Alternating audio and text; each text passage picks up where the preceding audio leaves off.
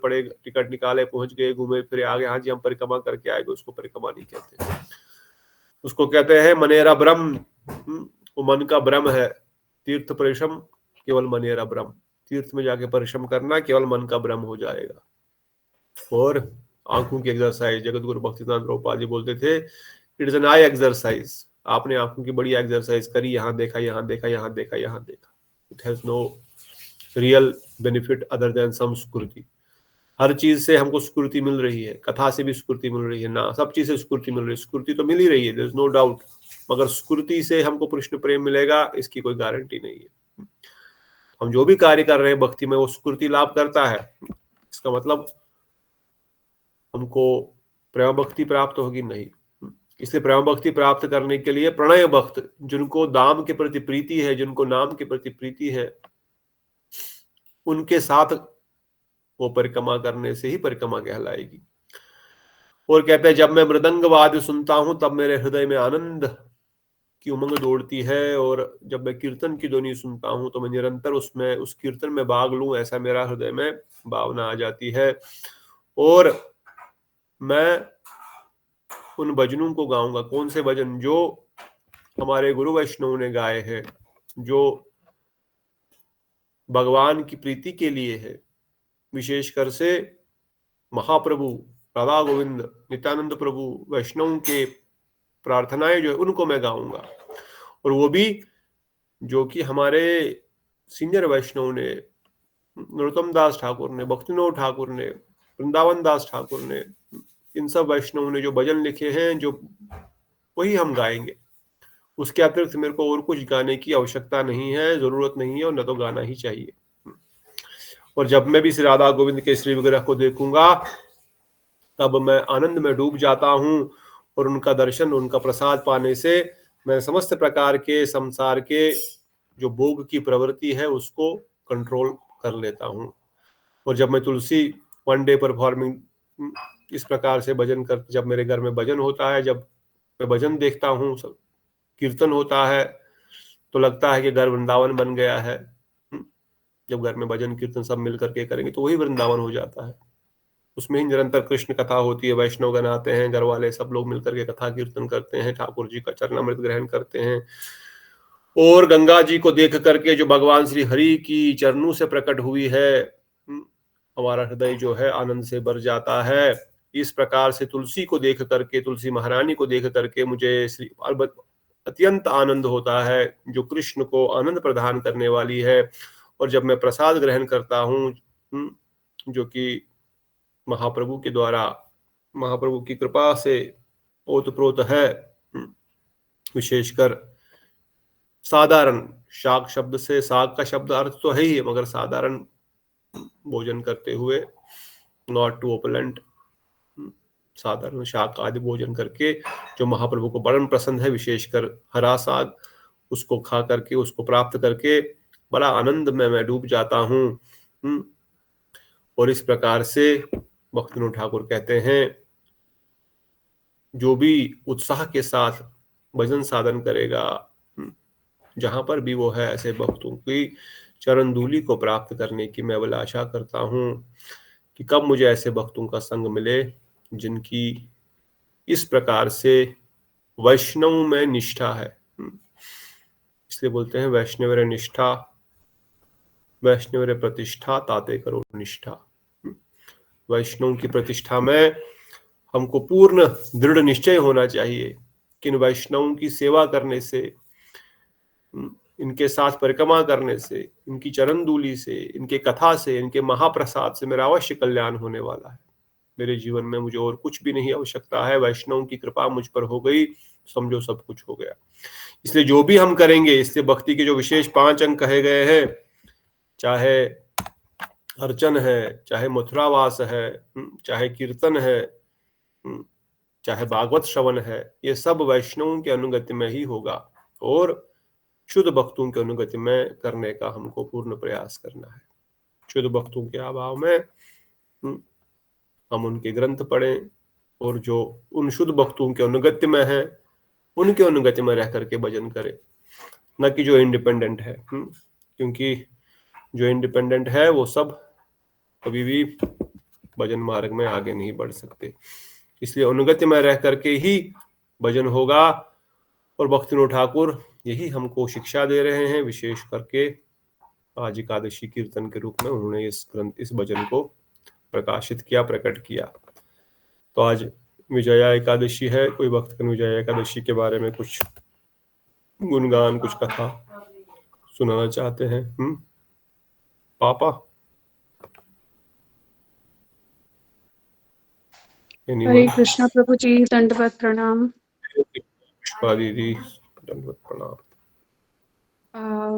प्रभु जी, इस एकादशी की कथा ऐसे है कि सर्वप्रथम नारद जी जाते हैं ब्रह्मा जी से पूछने कि ये एकादशी का के बारे में बताइए, क्या है इसकी कथा और इसका महत्व। तो वो बताना शुरू करते हैं और इसी कथा में वो बताना शुरू करते हैं कि जब राम जी त्रेता युग में आए थे और उनको 14 वर्ष का वनवास हुआ था, और जब सीता माता को रावण हर के ले गया था, फिर वो जटायु से मिले और सुग्रीव से मिले, फिर उन्हें जाना था समुद्र पार करके लंका। तो उन्हें समझ में नहीं आया कि ये जो समुद्र है, इसमें मगरमच्छ ये सब भरे हुए हैं, बानर कैसे इसको पार करेंगे, तो वो परेशान थे। तो फिर लक्ष्मण जी और हनुमान जी ये लोग उनको बोलते हैं कि आप तो खुद ही आदि पुरुष हैं, आप सब कुछ जानते हैं। यहाँ से थोड़ी दूर पे एक ऋषि रहते हैं, उनका नाम है बगदाल, कुछ नाम है ऐसे, बगदाल ऋषि। तो वो बहुत पुराने ऋषि हैं, मतलब वो बहुत ब्रह्मा के साल भी देखे, बहुत सारे ब्रह्मा देखे हैं, तो उन्हें कुछ आइडिया होगा, तो आप उनसे जाके सजेशन लीजिए। तो फिर वो वहां जाते हैं, उनको प्रणाम करते हैं। फिर वो जो ऋषि होते हैं वो भी बहुत उनकी शक्तियां भी मतलब अच्छी रहती है, और वो भगवान जी को देख के बोल देते हैं कि अच्छा, आप वो समझ जाते हैं कि ये पूर्ण पुरुषोत्तम श्री राम है। तो फिर वो बोलते हैं कि बताइए आप क्यों आए हैं। तो श्री राम बोलते हैं कि मुझे समुद्र पार करने का कोई उपाय बताइए, और मुझे अपनी पत्नी को छुड़ाने के लिए रावण से युद्ध करना है, तो मैं विजय प्राप्त करूं, ऐसा कोई उपाय बताइए। तो कहा जाता है कि उन्होंने श्री राम को भी यही एकादशी करने का सुझाव दिया था, और उसकी विधि बताई कि आप मिट्टी का घड़ा लीजिए, उसको स्थापित करके उसका पूजा कीजिए, ऐसे ऐसे कुछ मतलब उन्होंने विधि बताई। और फिर कहा जाता है कि ये विजया एकादशी है, तो इसकी वजह मतलब करने से ही उनको विजय अवश्य प्राप्त हुई। तो इसकी कथा ऐसी ही है। और ऐसे महात्म तो हम भक्ति मांगते हैं, लेकिन उसके अनुसार था कि जो भी पढ़ता या सुनता है उसको वाजपेयी यज्ञ की के फल की प्राप्ति होती है। तो ये विजया एकादशी की यही कथा है प्रभु जी। हरे कृष्णा, दंडवत।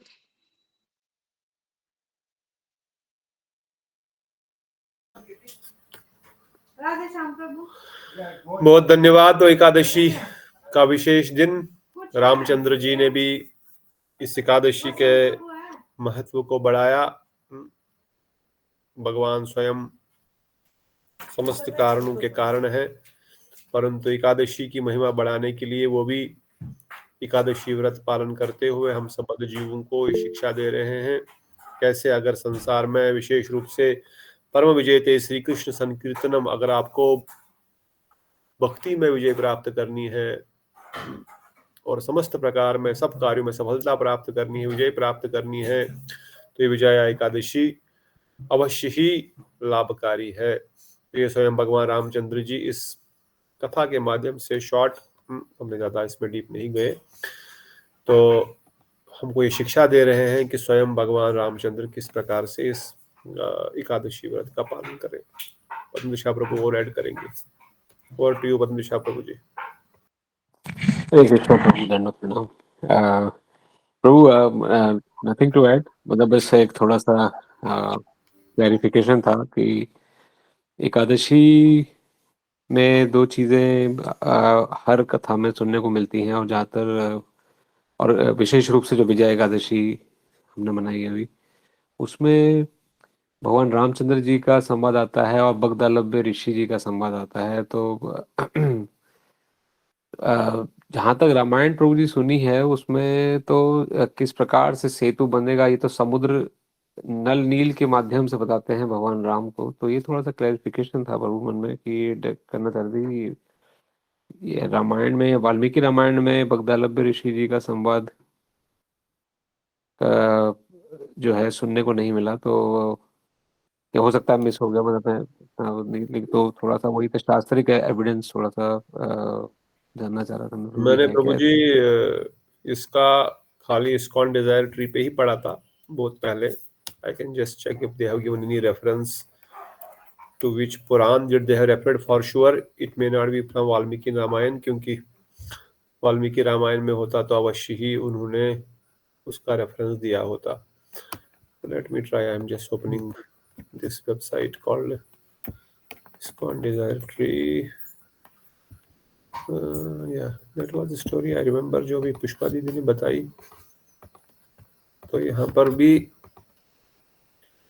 कहते हैं नारद मुनि ने, एकादशी महात्मा ग्रंथ है एक, हमारे वृंदावन से राधे कुंज से प्रकाशित हुआ है, मोटा सा ग्रंथ है। आई विल ट्राई टू, उसमें बड़े बहुत सारे प्रमाण दिए हैं अलग अलग एकादशियों के, कहाँ कहाँ से है। तो मठ में है वो, कल मैं उसको जा करके देखता हूँ ये कहानी कौन से ग्रंथ से ली गई है। तो क्योंकि ठीक यहाँ पर ठीक भी सेम रॉ Lakshman proceed to humble ashram of incompatible बकाड़ अबल्य मुनि। तो एक कथा यहाँ पर है, बट विच ग्रंथ they have not referred, but I am sure Prabhu ji ने उसमें रेफरेंस दिया होगा। So I will try to find out where is this story coming from. ठीक है Prabhu ji, let us try to find out that root cause of this story. The story has been summarized and slightly observed by the how to interpret Kadashi. Read by book Ekadashi, the day of Lord Hari, Balaram Swami Bhaktivedanta Institute Press. Skanda Purana, the संदेशन for Vijaya Ekadashi from Skanda Purana से है ये प्रभु जी का था।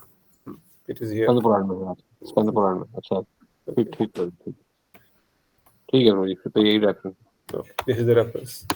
Thus ends the narration of the glories of Falguni Krishna Ekadashi or Vijaya Ekadashi from Sikand Puran.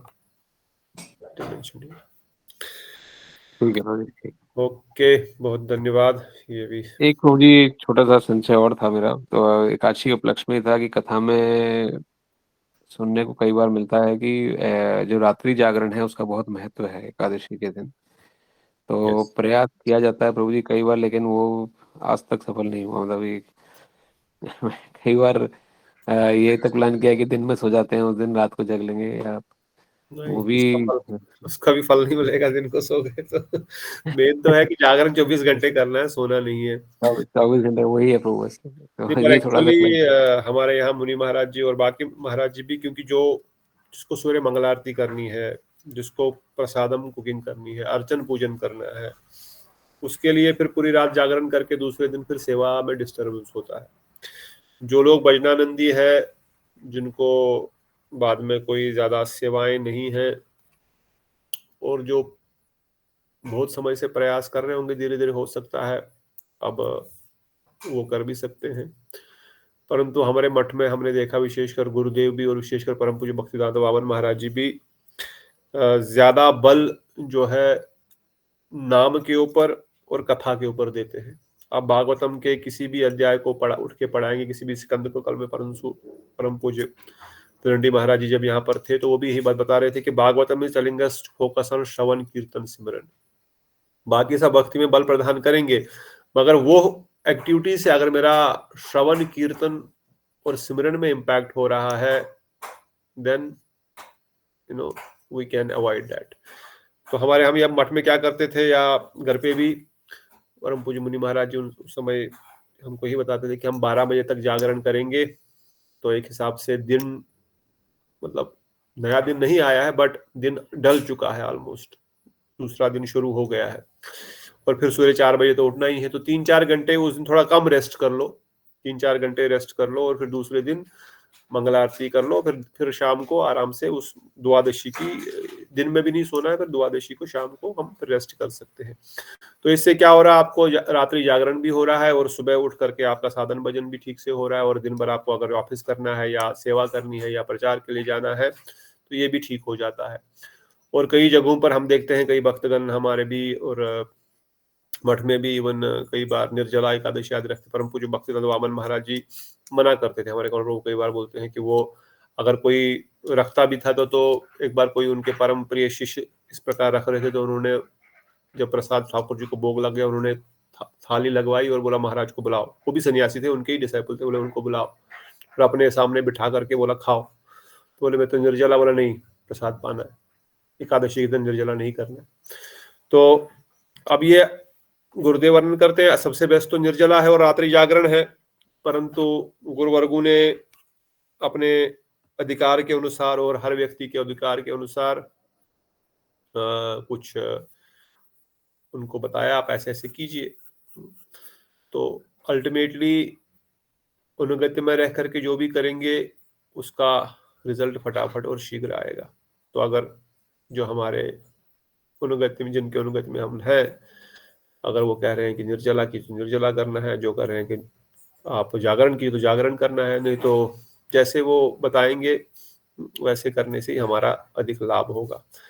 But yes, it is always good if we can do jagaran, मगर अगर नहीं करें तो इतना कम से कम मिडनाइट तक 2-3 घंटा रेस्ट ले लिया और फिर अपना दूसरा दिन का दिनचर्या कर लिया और फिर दूसरे दिन जा करके आप फिर आराम से मतलब अपना नींद कम होगी तो उसको कवर भी कर सकते हैं।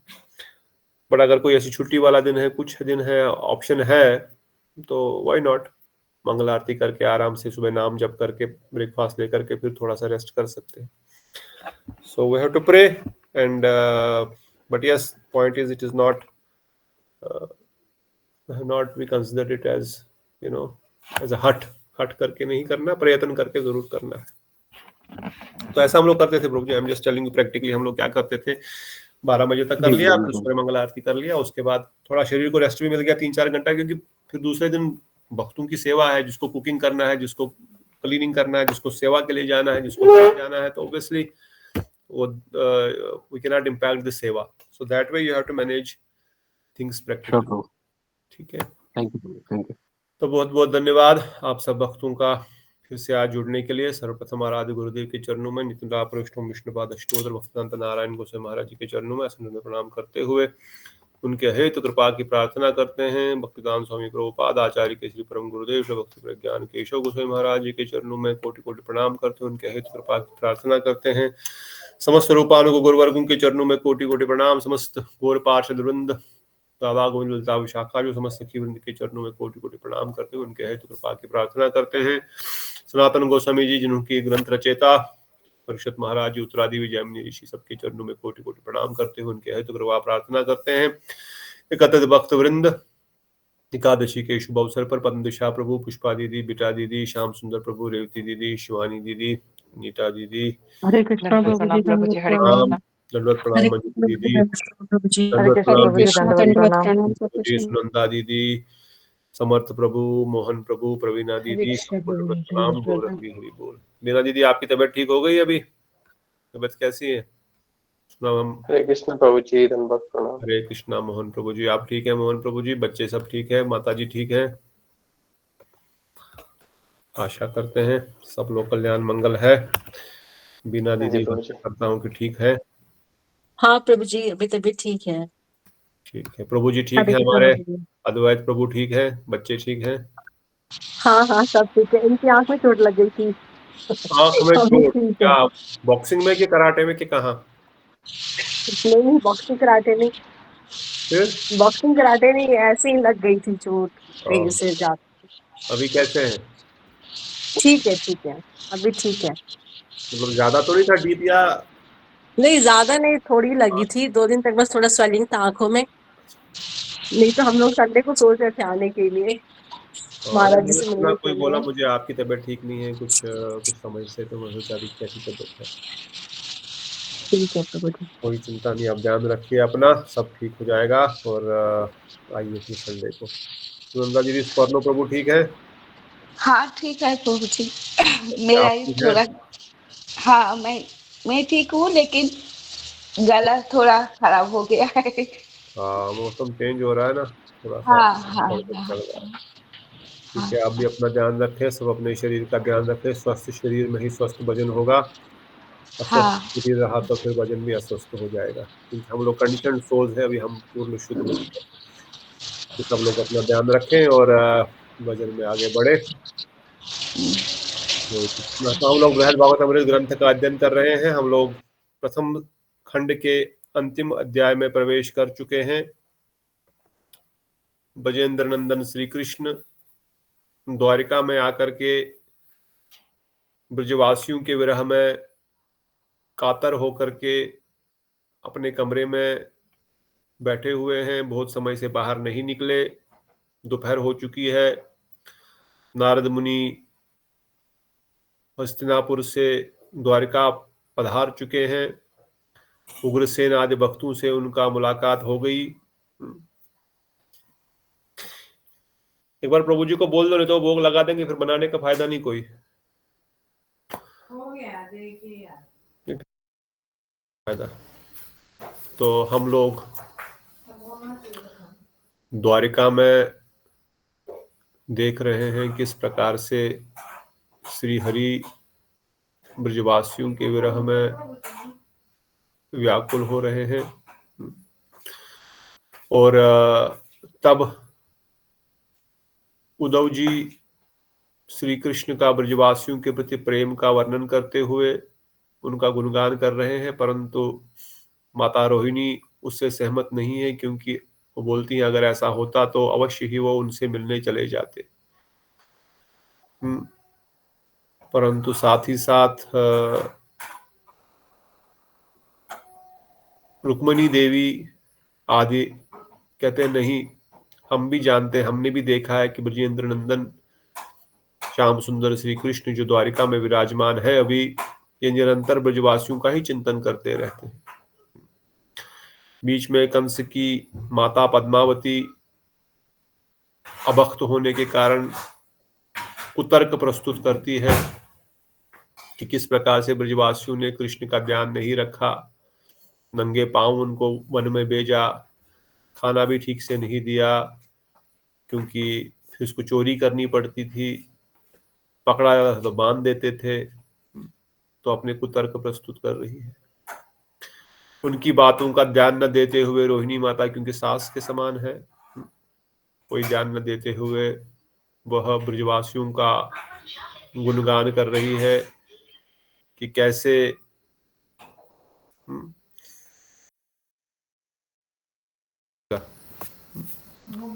उन्होंने किस प्रकार से केवल कृष्ण की प्रसन्नता के लिए ही अपना जीवन दिया। वृंदावन में किसी प्रकार की कोई कमी नहीं है, लाखों गायें हैं, दूध की नदियां बहती है, वहां ऐश्वर्य इतना है कि सारा वैकुंठ भी उसमें समा जाए। संक्षेप में रोहिणी माता ये वर्णन कर रही है। इसलिए वृंदावन में किसी चीज की कोई अभाव नहीं है। और ब्रजवासियों का गुणगान करते हुए ब्रजेंद्र नंदन श्री कृष्ण धीरे अंदर थोड़ी सी ये बातें सुन रहे हैं अभी। तब बलराम जी भी ये वर्णन करते हैं कि ब्रजवासियों का गुणगान तो आप कर रहे हैं, परंतु ये कृष्ण जो अंदर बैठा हुआ है, रो रहा है, ये सब इसका एक प्रकार से ड्रामा ही है, क्योंकि सच में प्रेम होता तो अवश्य मिलके आ जाते। ये निरंतर यही सब करता रहता है। तो इन सब वचनों को सुनते हुए श्री हरि अपने कमरे से बाहर आ जाते हैं, उनसे बर्दाश्त नहीं हो पाता है। वो उद्धव जी के सामने बोलते हैं, आप ही बताओ मैं क्या करूं, सच में मैं ब्रजवासियों से प्रेम नहीं करता, सच में मैं बहुत ही कठोर हृदय हूं, सच में जिन्होंने मेरे को इतना प्रेम दिया, मेरे लिए सब कुछ किया, अपना सर्वस्व मुझे अर्पण किया, उन ब्रजवासियों को छोड़ करके कि मैं यहाँ पर आ गया हूँ, इसलिए बड़ा कठोर हूँ। इसलिए आप बताइए मुझे क्या करना चाहिए। इससे पहले कि उद्धव जी कुछ बोलते, देवकी माता जी को भय लगता है कि कृष्ण कहीं वृंदावन न चले जाएं। उद्धव जी बोलेंगे वृंदावन जाओ, क्योंकि पहले से वही बोल रहे हैं। पहले तो चिट्ठी लिखना प्रारंभ करते हैं, बोलते हैं चिट्ठियां मिठियां भी नहीं चलेंगी बलराम जी। बहुत चिट्ठियां लिख ली, उद्धव जी भी चिट्ठी लेके गए, मैं भी चिट्ठी लेके गया, अभी चिट्ठी से काम नहीं, letter will not work any more. फिर क्या करूं मैं? ओब्वियसली फिर जाना ही पड़ेगा। इसलिए माता देवकी आदि वर्णन करते हैं, आप उनके लिए कुछ गिफ्ट भेजिए, और वो आनंद थोड़ा उनको अच्छा लगेगा, बोलेंगे हाँ कुछ समय में आ रहे हैं। उस समय पद्मावती बोलती हाँ उनको हिसाब किताब कर दो कितना उन्होंने खर्चा वानी किया है। तो कुतर्क और कुबुद्धि भक्ति के साथ साथ ऐसे लोग भी चलते रहते हैं। सनातन गोस्वामी पाद इस चीज को वर्णन करते हैं। परंतु जैसे तैसे जब पद्मावती इस प्रकार से वर्णन करती है, रोहिणी वर्णन करती, कैसी बात कर रहे हो, उनको पैसे की आवश्यकता है क्या? उनको क्या कोई धन से कोई तोल सकता है? उनको ये सुधर्मा सभा दे दोगे, पारिजात वृक्ष भी दे दोगे, पूरे ब्रह्मांड का राजपाट भी दे दोगे, उनको कुछ नहीं चाहिए, उनको कुछ लेना देना ही नहीं उनसे। उनका प्राण तो केवल श्री हरि के दर्शन के लिए व्याकुल है, उनको तो कृष्ण के दर्शन से ही सब कुछ प्राप्त होता है। केवल एक झलक उनको मिल जाएगी नंद बाबा नंदलाल की, और उनको कुछ नहीं चाहिए।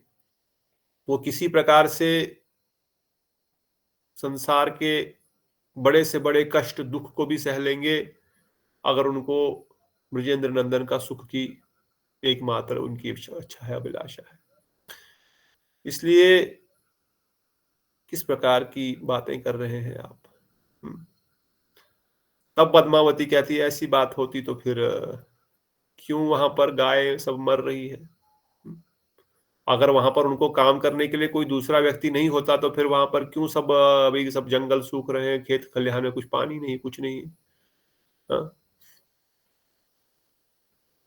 तो फिर से उनको समझाते हैं कि बलराम जी तब बोलना वर्णन करते हैं कि वृंदावन के निवासी कृष्ण विरह में सूख रहे हैं, न कि किसी अभाव के कारण। वृंदावन में यमुना महारानी सूख रही है, गोवर्धन महाराज जो आकाश को छूते थे आज तिल तिल करके जमीन में धस गए हैं। ब्रजवासियों ने प्राण धारण इसलिए किया है कि कृष्ण आएंगे, नहीं तो उनके भी प्राण अभी तक निकल गए होते। कि अगर कृष्ण आएंगे और वो हमको नहीं यहां पाएंगे तो उनका क्या होगा, उनको कितना कष्ट होगा, क्योंकि वो भी जानते हैं कि कृष्ण हमसे बहुत प्रेम करते हैं। वो भी जानते हैं कि वो एक बार भी हमें बिना देखे रह नहीं सकते। और अगर वो आ गए, उन्होंने बोला है मैं कल आऊंगा, मैं शीघ्र आऊंगा, और वो आ गए और उन्होंने हमको यहाँ नहीं पाया, तो फिर उनका क्या हालत हो जाएगी। केवल इसी कारण से उन्होंने प्राणों को धारण करके रखा हुआ है। और इस कैसे वो धारण कर पा रहे हैं, इसके लिए उनकी सहायता कौन कर रहा है? कहते हैं इसके लिए उनकी सहायता नाम कीर्तन कर रहा है। जो कृष्ण ने वहां पर लीलाएं करी बचपन से लेकर के पोंगड़ अपने किशोर अवस्था तक, 11 साल तक, उन्हीं लीलाओं का श्रवण कीर्तन करने से उनके प्राण रक्षण हो रहे हैं। तो गोस्वामी पाद लिखते हैं कि केवल कथा श्रवण कीर्तन से ही जो है भक्तों के प्राणों की रक्षा होती है। भक्तों को जीवन जीने के लिए केवल और केवल जो है वह कथा चाहिए। तब कथामृतम तप्त जीवन, उनकी कथा रूपी अमृत से उनके तप्त जीवन को जो है सांत्वना मिल रही है। इसलिए वो आपके विरह में इस प्रकार से व्याकुल हो रहे हैं।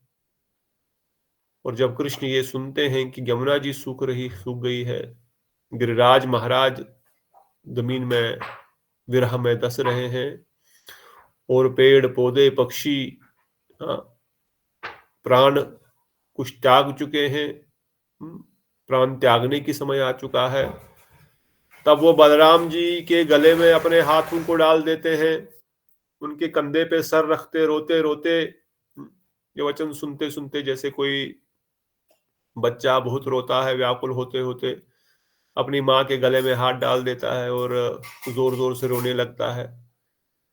तो जोर जोर से रोते रोते उनके हाथ उनके कंधों से छूट करके वो उनकी गोद में ही मूर्छित हो जाते हैं। उनकी मूर्छा देख करके बलराम जी भी अपने आप को संभाल नहीं पाते हैं, वो भी मूर्छित हो जाते हैं।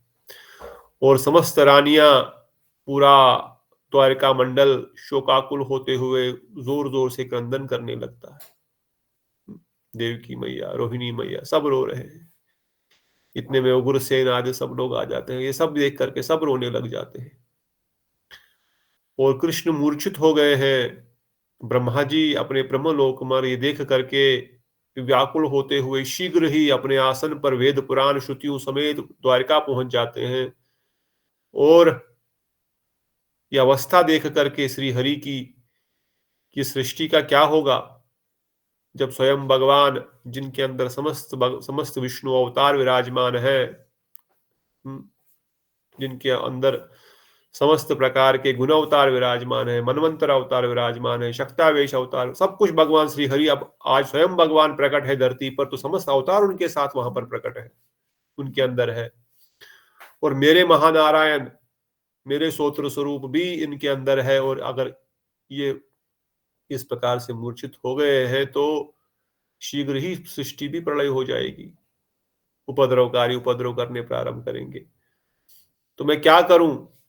अपने आप को संभालते हैं जैसे तैसे, अपने रोदन को रोक लेते हैं, अपनी भावों को संवृत करते हैं और विचार करते हैं कि मुझे क्या करना है। तब उनको विचार आता है कि यहाँ पर पास में ही विश्वकर्मा जी ने नव वृंदावन का निर्माण किया है। ब्रह्मा जी ने नव वृंदावन निर्माण पहले से ही कराया था। तब वो कहते हैं हम उस नव वृंदावन में चले जाते हैं और वहीं पर जाकर के इस समस्या का समाधान होगा। अब नव वृंदावन कैसा है? नव वृंदावन में उन्होंने सुंदर यमुना जी को बनाया है। गिरिराज गोवर्धन, नकली मतलब एक पहाड़ गिरिराज गोवर्धन है। और विश्वकर्मा जी ने समस्त ब्रजवासियों को वहां पर उनकी मूर्तियां बना के रखी है। यशोदा मैया की, नंद बाबा की, चंद्रावली की, ललिता जी की, विशाखा जी की, समस्त सखियों की। और यह एक रिप्लिका है वृंदावन का, जैसे हम लोगों ने बनाया था वृंदावन, छोटा सा वृंदावन में सुपंत गुरु एक बार बनाए थे हमारे, हम लोग वहां पर सारा वृंदावन एक साथ हमने वहां पर बनाया हुआ था। तो कहते हैं उस समय उन्होंने सोचा, अभी गुरु जी को प्रार्थना किया, आप कृष्ण बलराम को उठाइए और उस नव वृंदावन में लेकर के चले पड़िए। परंतु गरुड़ जी भी मूर्छित होकर के गिर पड़े हैं। गरुड़ जी भी श्री हरि के रोदन को देख करके रोते हुए, परंतु बलराम जी जैसे तैसे, ब्रह्मा जी जैसे तैसे उनको उठाते हैं, संभालते हैं। आप उठिए, आप नहीं करिए, सब वी हैव टू कंट्रोल। हम जानते हैं भगवान की अवस्था ऐसी है, मगर हम तो उनकी सहायता करनी है। कहते तब महाराज परीक्षित कहते हैं, ब्रह्मा जी द्वारा यत्न पूर्वक सचेत किए जाने पर पक्षीराज गरुड़ जी ने कृष्ण और बलराम को धीरे धीरे अपनी पीठ पर बिठाया। बलराम जी भी मूर्छित है, बलराम जी भी मूर्छित हो चुके हैं, कृष्ण भी मूर्छित हो चुके हैं। ब्रह्मा जी ने द्वारका वासियों को कहा, आप यहीं पर बैठिए, आप कृपया करके वहां पर नहीं आना। क्यों? क्योंकि अगर आप वहां पर वो आएंगे तो उन रानियों को देख करके श्री कृष्ण को फिर से याद आएगा कि मैं द्वारिका में हूं। तो ब्रह्मा जी क्या करना चाहते हैं? ब्रह्मा जी उस नवनिर्मित वृंदावन में कृष्ण बलराम को लेकर के जैसे तैसे उनको जगाएंगे, और जब वो अपने आप को वृंदावन में देखेंगे तो वो भूल जाएंगे कि वो द्वारिका कभी आए हैं। वो जब उनको होश आएंगे, अरे मैं तो वृंदावन में हूं। और उसके लिए भी उन्होंने यत्न उपाय किया है, कैसे उनको जगाया जाएगा, कैसे उनको वृंदावन लेके जाया जाएगा। असली वृंदावन नहीं, नकली वृंदावन जो बनाया गया है अभी, जहां पर मूर्तियां बनाई गई है रोहिणी देवी की, यशोदा मैया की, समस्त सखियों की, सखाओं की, सब मूर्तियां बनी हुई है। तो कहते हैं उस समय उस नवनिर्मित वृंदावन में जिस स्थान पर गोप गोपिकाएं प्रतिमाएं साक्षात भांति विराजमान थी, वहीं पर गरुड़ ने श्री नंदन को धीरे धीरे अपने पीठ से उतारा, पलंग पर लेटा दिया। गरुड़ जी ने धीरे धीरे उनको उतारा। रास्ते में ही बलराम जी थोड़े थोड़े उनकी आंख खुल रही थी और धीरे धीरे अपनी मूर्छा से बाहर आ रहे हैं। तब वो समझ रहे हैं, ब्रह्मा जी उपाय कर रहे हैं श्री कृष्ण को मूर्छा से बाहर लाने के लिए। अब श्री कृष्ण मूर्छा से बाहर आएंगे कैसे? भगवान ही मूर्छा में है, तो कौन सा ऐसा उपाय किया जाए? तो ये लोग तो पहुंच गए, पर कहते हैं पुत्र वत्सला देवकी माता, जो कि पुत्र वात्सल्य में बहुत व्याकुल है, रुक्मणी सत्यभामा आदि, वो भी अपने स्वामी की दशा को देख करके पीछे नहीं रह पाई। ऑल्दो ब्रह्मा जी ने कहा था कि आप यहीं रहिए, वो भी उनके पीछे पीछे आ रही है, वो भी उनके पीछे पीछे। इवन पद्मावती भी आ रही है। पद्मावती भी कृष्ण की ऐसी दशा को देखकर उन्हें सहसा त्याग न कर सकी, वो भी उनको त्याग नहीं कर सकती है, तो इसलिए वो भी वहां पर आ गई है। पर वो दूर खड़े हैं, उस नववृंदावन में आ गई, किंतु ब्रह्मा जी की प्रार्थना से सभी कुछ दूर छिपकर घटना को देख रहे हैं, क्योंकि अगर कृष्ण की नजर पड़ गई उनके ऊपर तो कृष्ण को जो प्लान है उनका फिर से वो आगे बढ़ेगा नहीं। उद्धव जी भी दूर खड़े हैं, बलराम जी और कृष्ण उस स्थान पर लेट गए हैं, लिटा दिया है श्री हरि को। और तब श्री नारद जी अपने को मानो अपराधी समझकर न तो देवताओं के साथ वहां गए और ना ही यादवों के साथ, परंतु कौतूहलवश भगवान की लीला चरित्र की मधुरिमा का अनुभव करने में आकाश में योगासन स्थापित कर अलक्षित भांति विराजित हो गए। ब्रह्मा जी दूर खड़े हो गए आकाश में। एक तो मैं अपराधी हूं, मैं अपराध करता हूं, मुझे इसमें लीला में समझने का सामर्थ्य नहीं है। दूसरा, ब्रह्मा जी ये भी जानते हैं कि अगर मैं वहां पर, मैं भी अगर उनके सामने दिखूंगा, देवतागण सामने दिखेंगे तो बोलेंगे ये क्या हो गया, ये कौन है, ये क्या चल रहा है। सो टू अवॉइड किसी प्रकार से कोई भी शंका न हो भगवान को कि वह वृंदावन में नहीं है, इसलिए ब्रह्मा जी भी दूर आकाश में खड़े होकर मगर देख रहे हैं इस लीला को। कहते हैं गरुड़ भी अलक्षित रूप से आकाश में रहकर अपने दोनों पंखों द्वारा छाया कर विस्तार करते हुए प्रभु की सेवा करने लग गए। गरुड़ के विशाल पंख है, इतने विशाल पंख है कि वो पूरे आकाश को कवर कर सकते हैं। इतना बड़ा गरुड़ जी है वो, साधारण छोटा सा गरुड़ नहीं। और वो भी उस नए वृंदावन में, नव वृंदावन में जो बनाया गया है, उन्होंने बड़े अपने पंखों को फैला करके भगवान को हवा कर रहे हैं कि भाई मूर्छा जब किसी हो तो उसको हवा किया जाता है, उसको थोड़ी सी हवा की जाती है ताकि वो मूर्छा से बाहर आ सके। तो जोर जोर से हवा कर रहे हैं धीरे। तब बुद्धिमान शिरोमणि बलराम जी क्षण भर में ही सचेत होकर ब्रह्मा जी के अभिप्रेत अर्थात समझ गए। तो ब्रह्मा जी ऊपर चले गए, अब कोई वहां पर है नहीं, बस कृष्ण है, बलराम है और कोई है ही नहीं, और ये नकली सब मूर्तियां बनी हुई है, और वृंदावन में वृंदावन का पेड़ पौधे सब है। तो बलराम जी तो साक्षात भगवान ही है, सभी जीवों के हृदय में विराजमान है, शिरोदक्षाय विष्णु के रूप में ब्रह्मा जी के हृदय में विराजमान है, और सर्वस्व जानते हैं भगवान के प्रथम चतुर्व्यूह है, प्रथम एक्सपेंशन है चतुर्व्यूह, फर्स्ट एक्सपेंशन। तो वो जान गए ब्रह्मा जी ने ये क्या उपाय निकाला है, और अब मैं श्री कृष्ण को कैसे वापस जो है मूर्छा से निकालूं। उन्होंने क्या किया, ब्रजेंद्र नंदन का मुख धोया, उनके मुख कमल को धो दिया पानी से, जैसे हम धोते हैं, उनको मुख धोया। इसके बाद उन्होंने धीरे धीरे श्री कृष्ण के कमर में बंधे हुए वस्त्रों की में वंशी ठूस दी, क्योंकि वंशी चाहिए वृंदावन है तो, इसलिए क्या किया, वंशी लाई और कमर के पीछे उनको वंशी लगा दी। दाएं और बाएं हाथ में क्रमशः श्रृंग और वेत्र, कंठ में कदम पुष्प की माला, मस्तक पर मयूर पिच्छ का चूड़ा तथा दोनों कानों में नवागुंज निर्माण कर्णभूषण अर्पण किए। बलराम जी उनको वृंदावन का वेश प्रदान कर रहे हैं, उनके गले में वनमाला डाल दी, वेणु दे दी, एक हाथ में श्रृंग दिया, जिसको बिगुल बजा जिससे बजाते हैं वो। तो इस प्रकार से उनको वृंदावन का कृष्ण वृंदावन वेश ब्रजेंद्र नंदन कृष्ण बना दिया उनको। तो गोस्वामी पाद वर्णन करते हैं इस प्रकार से बलराम जी ने विश्वकर्मा द्वारा कल्पित निर्मित सामग्रियों से कृष्ण को वनवेश धारण किया कर दिया तथा बलपूर्वक उन्हें शैया से उठाकर उच्च स्वर से कहने लगे। अब बलराम जी क्या कर रहे हैं?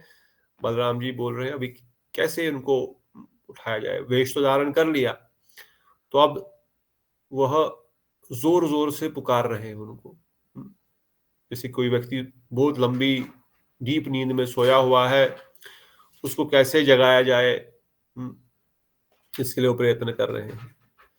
क्योंकि ब्रह्मा जी ने सब कुछ परफेक्ट इंतजाम करके रखा था विश्वकर्मा के द्वारा, उस वृंदावन का, उस नकली वृंदावन का जो जो सामग्री उनको चाहिए वो सब सामग्री वहां पर विराजमान है।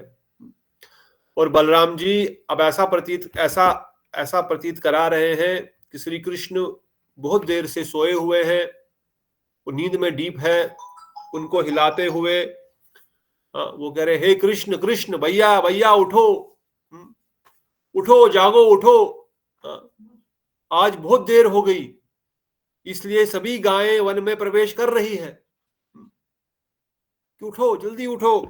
क्यों?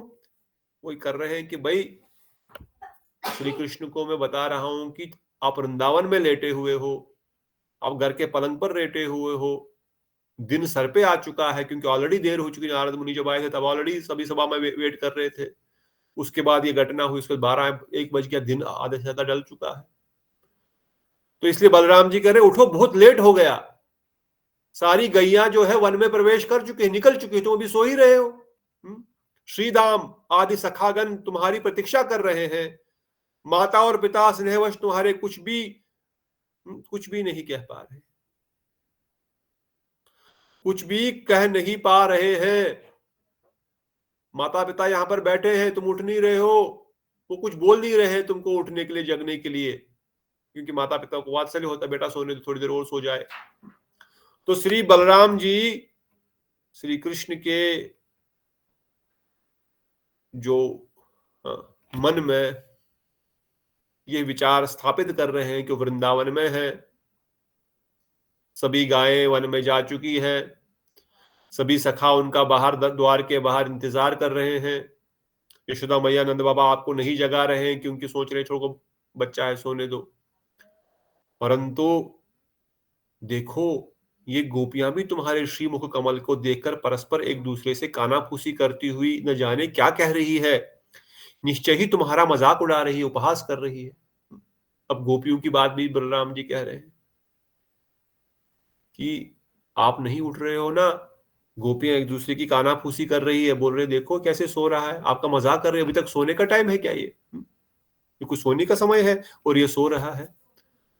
महाराज परीक्षित ने कहा इस प्रकार बलदेव द्वारा प्रीतिपूर्वक श्री कृष्ण के नाम का ले लेकर उनका पुकारने लगे और फिर बलपूर्वक अपने कर कमलों के द्वारा उन्हें उठाकर बैठा दिया। इस प्रकार बलराम द्वारा उठाए जाने पर श्री कृष्ण बहुत देर के पश्चात चेतना का प्राप्त करके विस्मय पूर्वक शिव शिव कहते हुए अपनी शैया से उठ गए। बहुत देर तक जब कृष्ण इस प्रकार से ब्रज लीलाओं को उनको सिमरन करा रहे हैं, बोल रहे हैं, सखा वेट कर रहे हैं, सखियां देख रही है, उपहास कर रहे हैं, नंद अब है, और इस प्रकार से कई सारे वचन जब बोल रहे हैं और फिर उनको उठाया, जैसे कोई बहुत डीप नींद में उसको हिला करके गोद में, अरे उठो उठो क्या कर रहे हो, जल्दी करो, उठो उठो, चलो चलो गैया सब पहुंच गई है, देर हो गई है, सभी सखा इंतजार कर रहे हैं, सखियां वेट कर रही है, उठो उठो उठो। और जब सखी सखा ये सब श्रीदाम बलदाम सुदाम चंद्रावली राधा इन सब विशेषकर सखाओं के नाम ले रहे हैं, तो श्री हरि अपनी मूर्छा में उन ब्रजवासियों के समस्त नामों को याद करते हुए चलो चलो चलो चलो चलो गैया पुकार रही है। इस प्रकार से जब ये हो रहा है तो श्री कृष्ण धीरे धीरे अपने पलंग से उठ के बोले शिव शिव, इतना लेट हो गया, अरे बाप रे बाप, जैसे शिव शिव हो। इस प्रकार से वह बोल रहे अच्छा इतना देर कैसे हो गया, इतनी देर कैसे होगी, मैं इतनी देर तक कैसे सोता रहा। कहते श्री कृष्ण अपने नेत्र कमलों को खोलकर बार बार चारों ओर देखने लगे। अब अपने कमल जैसे नेत्र वो खोल रहे हैं और चारों ओर देख रहे हैं, और क्या देखेंगे, इसलिए ब्रह्मा जी ने पहले इंतजाम करा हुआ है। श्री नंद को अपने सम्मुख देखकर लज्जापूर्वक उनको प्रणाम किया। नंद बाबा कमरे में दूर बैठे हुए हैं, किसी चेयर पे समझो। और जब कृष्ण ने कहे बाबा तो यहाँ बैठे हुए हैं, मैं इतना लेट तक सो रहा हूं, बाबा कुछ बोले नहीं मुझे, इसलिए बाबा को प्रणाम किया। बाबा लेट हो गया, मैं जा रहा हूं। निकट ही खड़ी हुई माता यशोदा को स्नेहतावश मौन मानो श्री कृष्ण मुख कमल पर बिना पलकें झपकाए दृष्टि डाल रही थी। उनको देखकर श्री कृष्ण आनंद पूर्वक हंसते हंसते कहने लगे। यशोदा मैया भी देख रहे हैं वहां पर, बिना पलक झपकाए, मतलब वो बार बार श्री कृष्ण की ओर ही टकटकाई लगे बैठी है। भगवान ने कहा, हे माते, आज मैंने अभी प्रातः काल में ही जागृत अवस्था जैसा न जाने कितने विचित्र सपन देखा है। श्री कृष्ण कह रहे, मां आज मैंने एक विचित्र सपना देखा। क्या सपना देखा? कि मेरी शादी हो गई है, मैं वृंदावन से बाहर जा गया हूं, मैंने 16,000 रानियों से शादी करी है। मैंने एक अजीब सा सपना देखा है कि क्या यहां से मधुपुरी जाकर मैंने दुष्ट कंस आदि का वध किया, जरासंध आदि के राजाओं को पराजित और नरकासुर का वध करके देवताओं को सुख दिया, और फिर मैंने महासागर के तट पर द्वारिका नामक महानगरी का निर्माण किया इत्यादि बहुत कुछ सपने में देखा। किंतु उन सबको मैं इस समय गोचारण जाने की शीघ्रता कारण बतला नहीं सकता। जैसे कोई बच्चा जगता है और फिर अपना सपना बताता है अपने माता पिता को, भाई बंधु को, आज मैंने ये सपना देखा। पर कृष्ण बोल रहे आज बहुत लेट हो गया, मैंने अजीब सपना देखा। मैंने सपने में देखा कि मैं द्वारिका में चला गया, मैंने कंस का वध कर लिया, मैंने जरासंध का वध कर लिया, और मैंने द्वारिका नगरी बसाई है। अच्छा माता, मैं आपको आके बताऊंगा, क्योंकि अभी लेट हो गया है, नहीं तो मैं बता देता, परंतु भी बहुत ज्यादा लेट हो गया है, मैं आके बताऊंगा आपको कि मैंने क्या सपना देखा था। इस प्रकार बहुत देर तक मनोहर स्वप्न द्वारा विघ्न उपस्थित होने के कारण मैं आज अन्य दिनों की बात यथा तथा समय पर शैया से नहीं उठ पाया हूं, क्योंकि बड़ा लंबा सपना था ये, मैंने बहुत लंबा सपना देखा, इस सपने के कारण मैं देर तक नहीं उठ पाया हूं। इसलिए कहते हैं, हे बलराम, आप यदि उस महाआश्चर्यजनक स्वप्न के वृत्तांत को आबा असंभव न समझे तो मैं वन में जाकर आपको विस्तार पूर्वक बताऊंगा। अगर आप इस बात को असंभव नहीं समझेंगे कि मैं ऐसा कर सकता हूं, कंस का वध कर सकता हूं, द्वारिका महल बना सकता हूं, मैं आपको विस्तार में बताऊंगा मैंने क्या क्या देखा स्वप्न में। महाराज परीक्षित कहते हैं, इस प्रकार श्री कृष्ण ने अपने भ्राता बलदेव के साथ आदर पूर्वक संभाषण और माता को अभिनंदन किया। फिर श्री कृष्ण द्वारा वन्य भोजन उपयोगी खाद्य सामग्री अभिलाषित हाथ फैलाने पर परम बुद्धिमती रोहिणी देवी कहने लगी। अब श्री कृष्ण बोले टिफिन दे दो। अब जाना है, नकली माता टिफिन कहां से देगी? वो तो यशोदा मैया की मूर्ति वहां पर बनाई गई है। अब जाना है, लेट हो गया, आगे बताऊंगा पूरी स्टोरी स्वप्न में मैंने क्या देखा। अब टिफिन तो दे दो, निकलना तो है, पोटली दे दो, मेरा कहाँ है।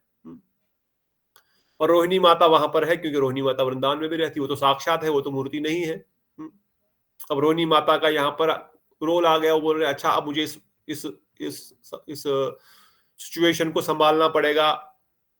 उन्होंने कहा, पुत्र, तुम्हारी माता आज तुम्हारा अधिक निद्रा के कारण चिंतित हो गई थी, इसलिए उन्होंने खाना जो है अभी बनाया नहीं। तुम चलो, तुम पहुंचो और शीघ्र ही किसी दास के हाथ में आपका जो है भोजन वो भेज देंगी, क्योंकि सारे गोवे गोपाल बाल पहले ही बाहर निकल गए हैं।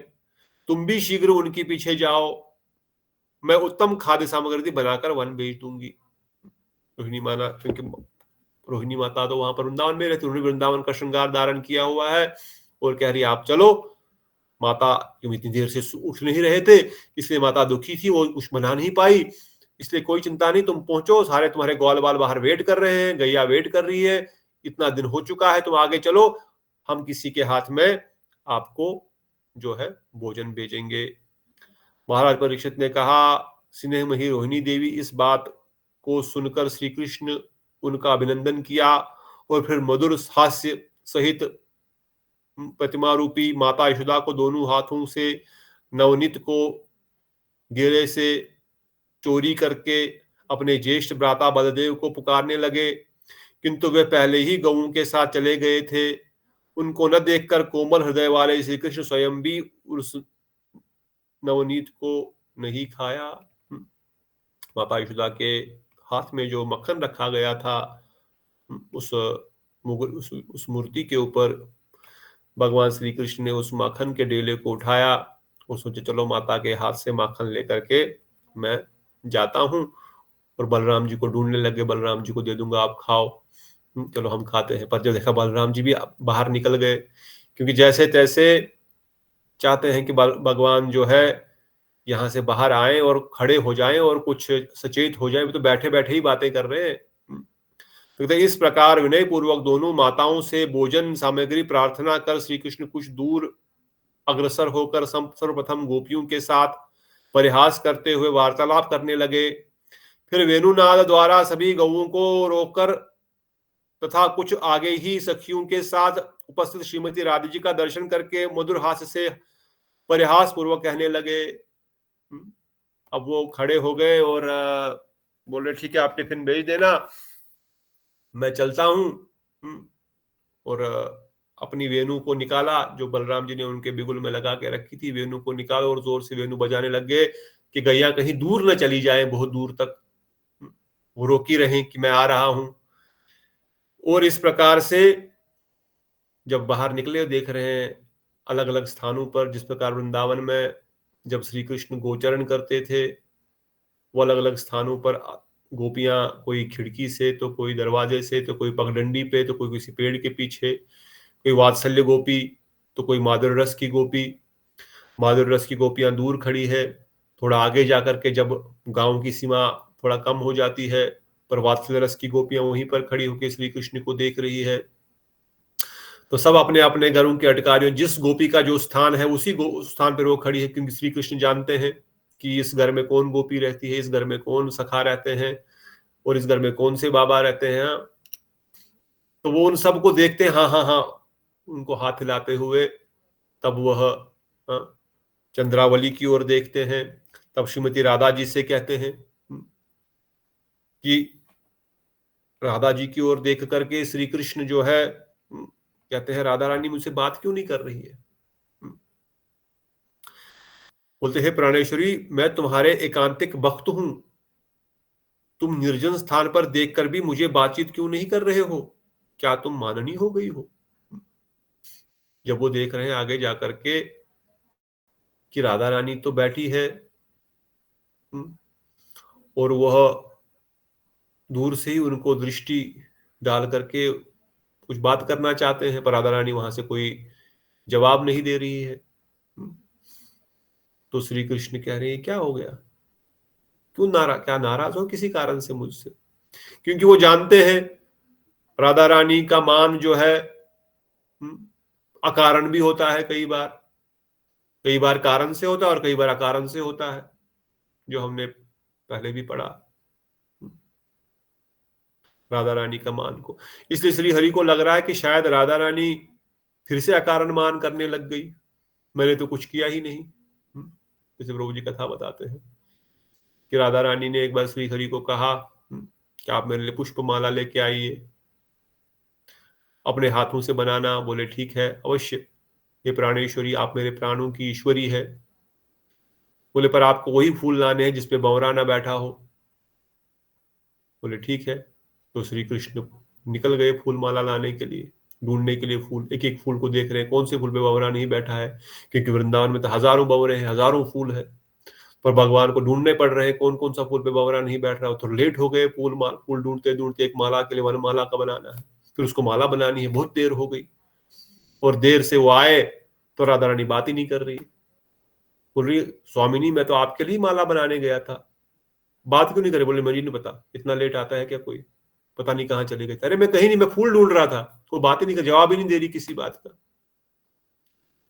जब जवाब ही नहीं दे रही तो कृष्ण हाथ जोड़ रहे हैं, पैर पड़ रहे हैं, मैं कहीं नहीं गया, मैं माला बना रहा था आपके लिए, पर वो जवाब नहीं, कुछ बोल ही नहीं रही है।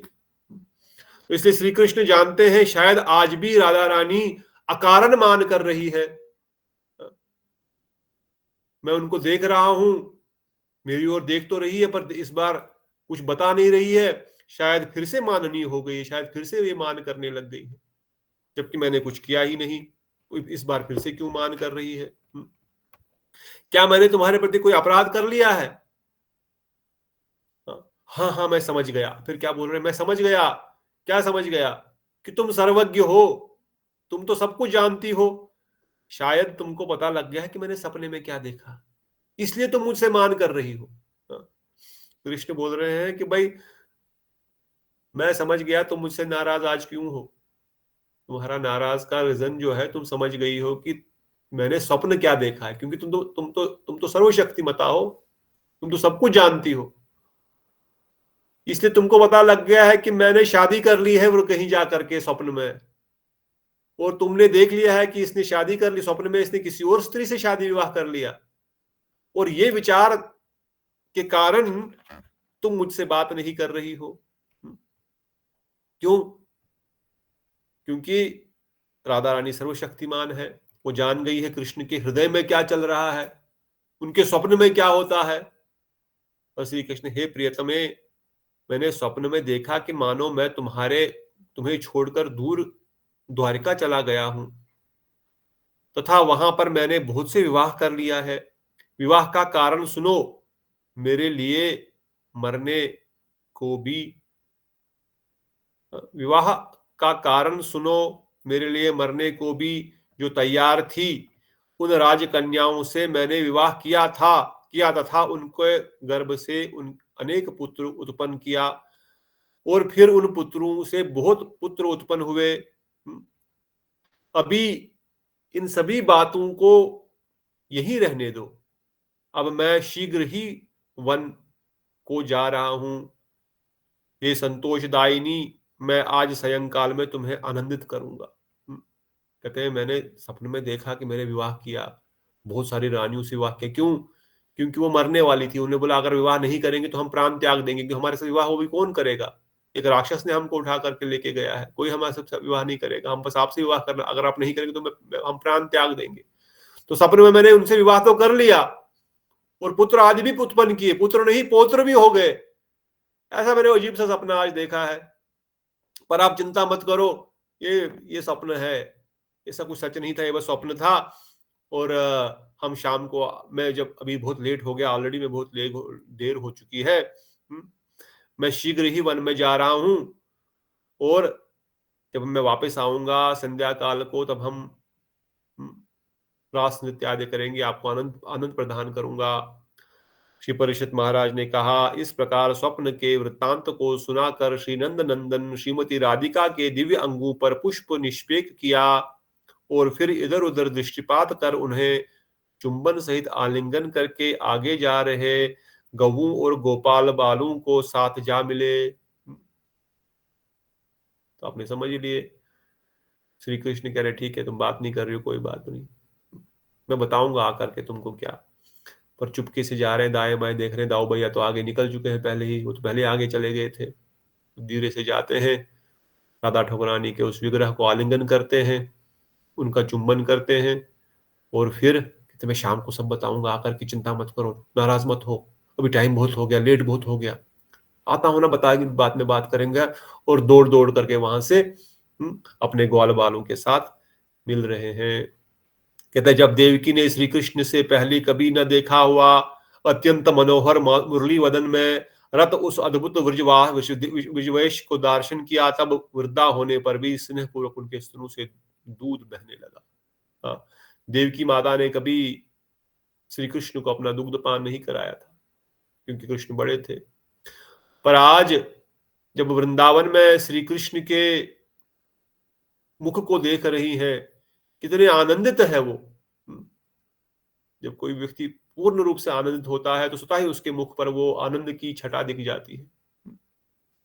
तो जब वो देख रहे हैं मेरा लाल कैसा वेश धारण किया है, पगड़ी धारण की हुई है, वनमाला धारण की हुई है, मोर पंख धारण किया, मुरली वदन उन्होंने मुरली का गायन किया, और इस प्रकार से उनके इस वेश को देख करके, उनके मुख की हंसी को देखते हुए, उनके मुख के आनंद को देखते हुए माता के स्तनों से वात्सल्य रस में वात्सल्य प्रेम जो है वो छलक पड़ा। कहते हैं रुक्मणी, जामवंती जैसी कुछ महिषियां पहले कभी न अनुभव किए गए उस महाप्रेम से उदय उनके धैर्य खो बैठी और मूर्छित होकर भूमि पर गिर पड़ी। जो इवन रानियां भी है, रुक्मणी आदि जो है, वो भी इस अवस्था को देख करके अपने स्वामी के इस प्रेम की परिकाष्ठा में आनंद को देखते हुए वो भी जो है वो वहां पर देख नहीं पा रही कि वाह हमारा स्वामी कितना आनंदित हो रहा है, क्या यही प्रेम है। और इस इतने उनके उस सुंदर स्वरूप को देख करके, उनके प्रेम से पुलकित हुए उस स्वरूप को देख करके वो सब जो है भूमि पर मूर्छित होकर के वो भी गिर पड़ी। और वृद्ध पद्मावती भी सत्यभामा के साथ काम वेग से मत होकर बार बार अपने हाथों में को फैलाकर आलिंगन का अभिनय तथा अधर चालन आदि मुद्रा द्वारा चुंबन का अनुकरण करते करते श्री हरि को पकड़ने के लिए दौड़ी। पद्मावती, पद्मावती नानी, कुष्ट दुष्ट बुद्धि, वो भी श्री कृष्ण के ऐसे अनंत कोटि कामदेव वाले रूप को देख करके मदमत हो गई। गोसाई पाद स्पष्ट लिखे हैं, वर्णन करते हैं, I will not repeat again. तो इस प्रकार से कहते हैं पहले ब्रजभूमि में श्री कृष्ण के वेश आदि का साक्षात अनुभव के कारण बुद्धिमती सूर्यपुत्री कालिंदी देवी अत्याधिक कष्ट पूर्वक धैर्य धारण किया तथा उद्धव की सहायता से बलपूर्वक उन दोनों को पकड़कर रास्ते में ही रोक लिया। क्यों? इधर गोविंद देव के गोचरण करते करते कुछ दूर पर अपने सुख समुख समुद्र को देखकर यमुना के ब्रह्म से आनंदित होकर जल विहार के लिए अपने सखाओं को पुकारने लगे। अब जब श्री हरि आगे बढ़ रहे हैं और वह देख रहे हैं कि सामने यमुना जी है, पर यमुना तो है नहीं, वहां तो समुद्र है, परंतु उनको लग रहा है यमुना जी है, क्योंकि तो वृंदावन के पूरे मूड में आ गए हैं, तो पूरा वृंदावन है, चारों ओर तो ग्वाल बाल है। तो अब वह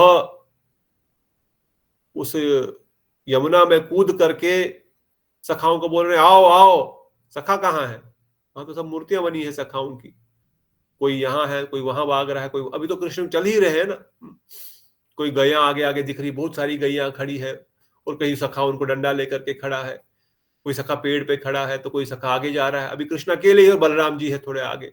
अब वो उस समुद्र में कूद गए यमुना समझ करके और बोल रहे आओ सब लोग आओ, अभी हम स्नान आदि करेंगे, आओ आओ आओ स्नान करेंगे। तो आगे कैसे लीला श्री हरि करते हैं वो हम कल सुनेंगे। गोस्वामी पाद विशेष रूप से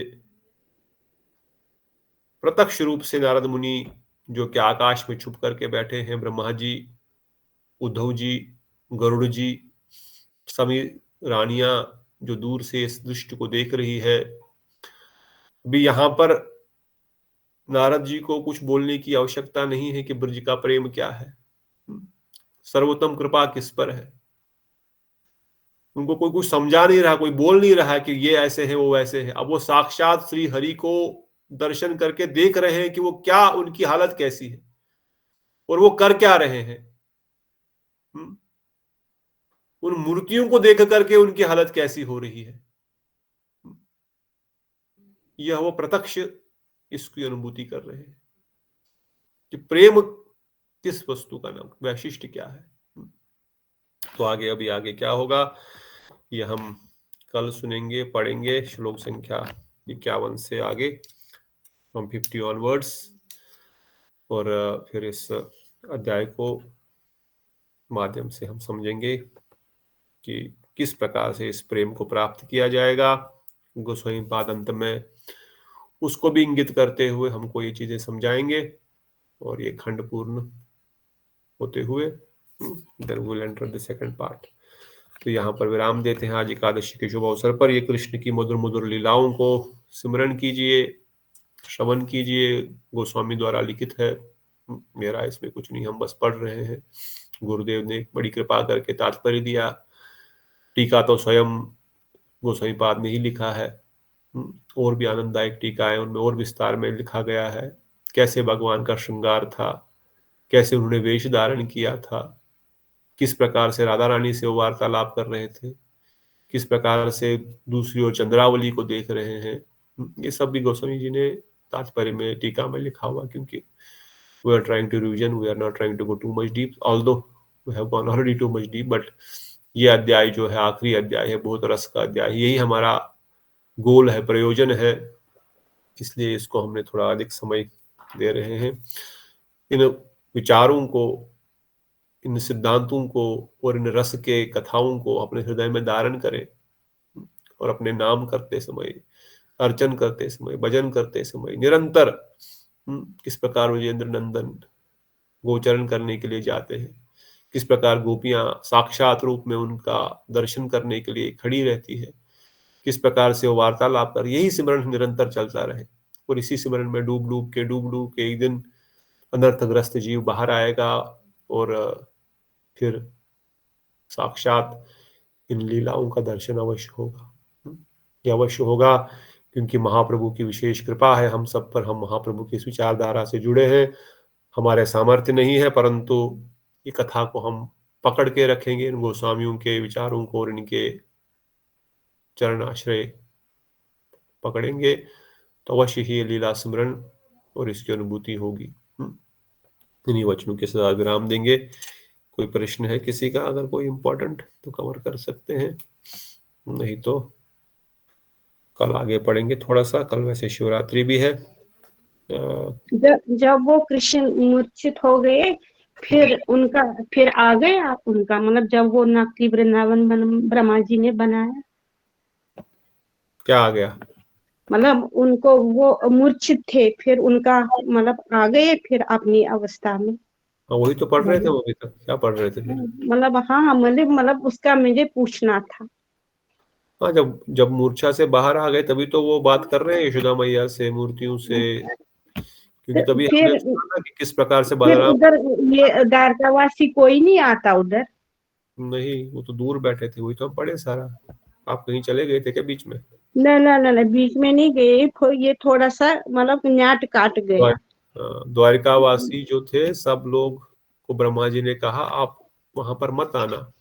अच्छा। अगर आप लोग को देखेंगे तो उनको लगेगा सच है, पर वो भी रह नहीं पाए, इसलिए वो दूर खड़े हैं, पेड़ों के दूर से देख रहे हैं लीला को दूर से। और बलराम जी ने कृष्ण को जगाया, जबरदस्ती जगाया। क्या कह के जगाया? कि हम लोग वृंदावन में हैं। उनको पुकारा, अरे सुदाम आपको वेट कर रहा है, श्रीदाम वेट कर रहा है, जल्दी उठो नींद से।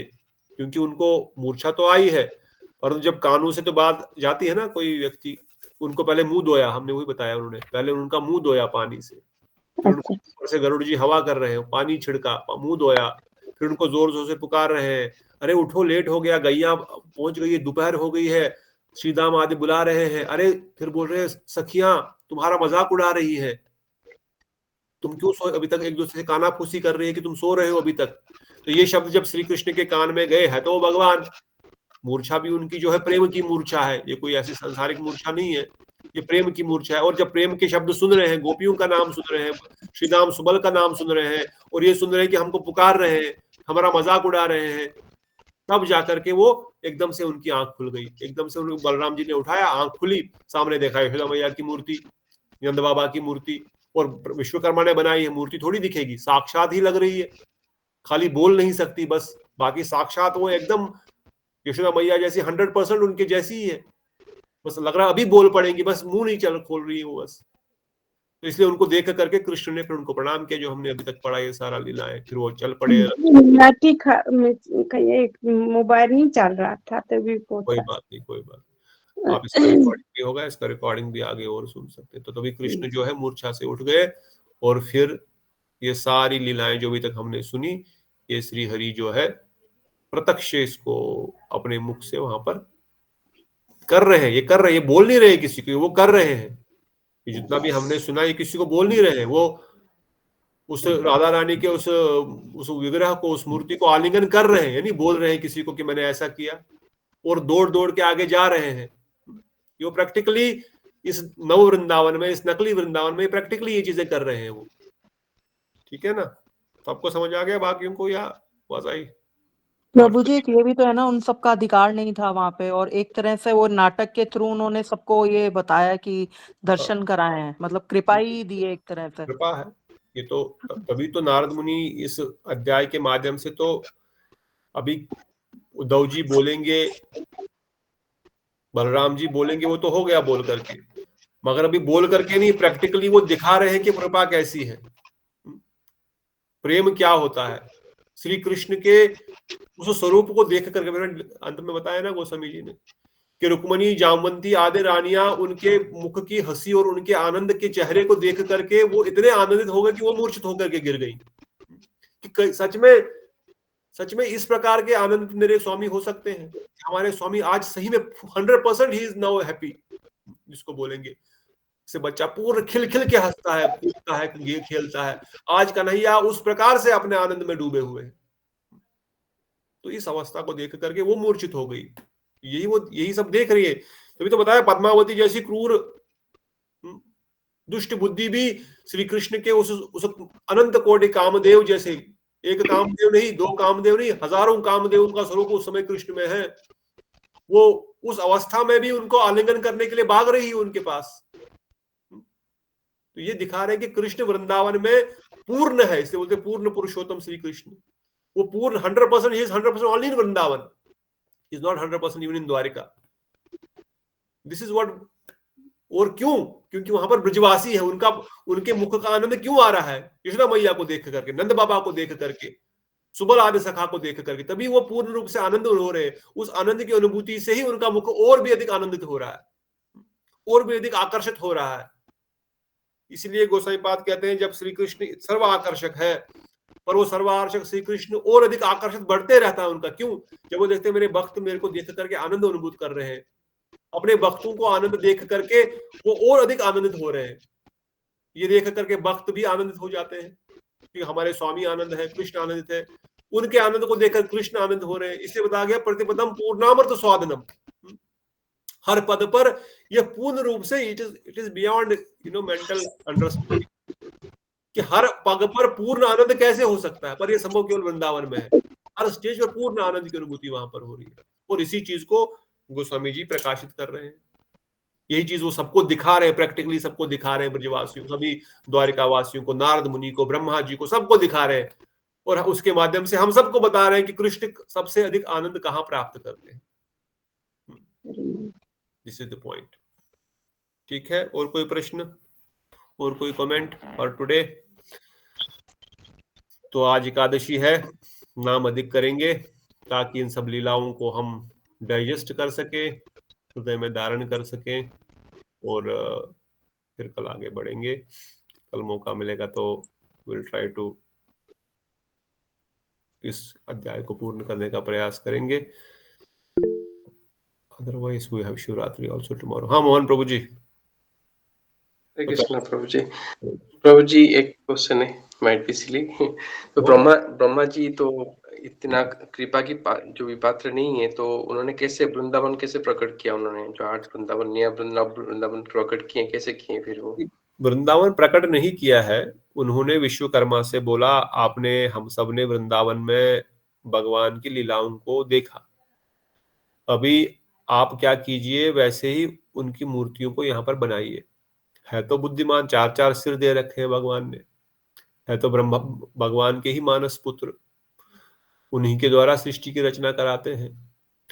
और उन्होंने बुद्धि उनको दी कि कैसे उन्हीं की प्रेरणा से वो ब्रजवासियों का मान बढ़ाने के लिए, ब्रजवासियों का यश बढ़ाने के लिए, ब्रजवासियों का वैशिष्ट बढ़ाने के लिए ब्रह्मा जी को ये प्रेरणा कर रहे हैं कि मैं कैसे मूर्छा से बाहर आऊंगा। ये भी उनकी प्रेरणा है।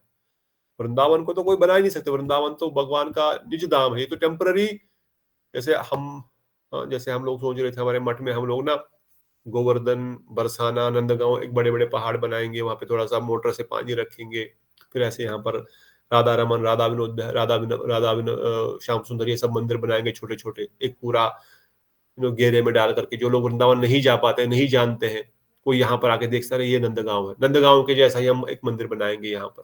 बरसाने के जैसा एक मंदिर बनाएंगे, गिरिराज महाराज जैसा बनाएंगे, यमुना जी बना देंगे, तो यहाँ पर केशी घाट है, एक बोर्ड लगा दिया केशी घाट। जैसे हमने वृंदावन में, जो लोग नहीं जानते हैं, सुकांतो प्रभु ने एक लैंड लिया था, वहां पर बनाया था, बट वृंदावन में ही वृंदावन बनाने की आवश्यकता नहीं थी, बट फिर भी एक प्रतीक के द्वारा हमने बनवाया। जगन्नाथपुरी में बनाया ना वो तो उधर एक बार श्रीधर महाराज ने ले लिए, उधर भी वृंदावन जगन्नाथपुरी। अच्छा, कहाँ पर है? जगन्नाथ मतलब वो दूर है, उसमें जाए हम, उधर ले गए, उधर सारी उधर बनाया वो, अभी पता लीला नहीं क्या। हाँ, श्रीधर महाराज के साथ गए थे हम। बहुत सुंदर। तो ऐसे ही ब्रह्मा जी को तो वृंदावन बनाने का शक्ति नहीं है, मगर शिल्पकार स्वर्ग के जो टॉप मोस्ट इंजीनियर है, उनसे उन्होंने इस चीज को बस प्रकाशित किया, और प्रेरणा भी श्री हरि से ही द्वारा है, क्योंकि वो कोई साधारण पुरुष तो नहीं है। वृंदावन में एंट्री जब उनकी हुई तो उन्होंने ग्वाल बाल चुराए, तब भ्रमित हुए, तब भगवान ने कृपा करके उनको अपना असली स्वरूप दिखाया, तब वो जान गए, और अल्टीमेटली भगवान ही इसको प्रेरणा दे रहे हैं। और वृंदावन तो नहीं, पर हाँ नकली वृंदावन, मतलब वृंदावन जैसा मूर्तियां बनाई वहां पर। ठीक है मोहन प्रभु, does it answer? Chandra Mohan प्रभु जी, आपका प्रश्न? हाँ जी, हाँ जी। हाँ माता जी, प्रश्न है, बोलिए ना।